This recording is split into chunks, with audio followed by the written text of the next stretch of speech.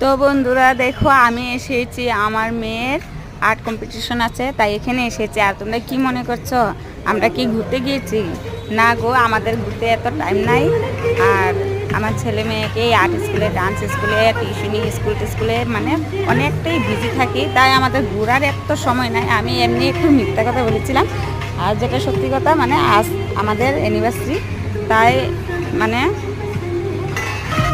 Anniversary আছে, এসেছি মেয়েকে নিয়ে এখানে আর্ট কম্পিটিশনে। এটা শেষ হওয়ার পরে তারপরে আমরা যাবো একটু রেস্টুরেন্টে মিষ্টি কিনতে ছেলে মেয়ের জন্য।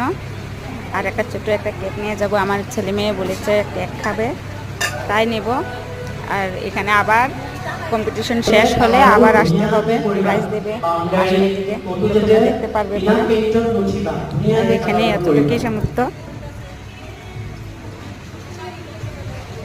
পেইন্ট ধুনীয়া ফার্স্ট সেকেন্ড থার্ড প্ৰাইজ ৰাখা হৈছে, তাৰ লগতে এটা নিচুকনি বঁটা ৰখা হৈছে।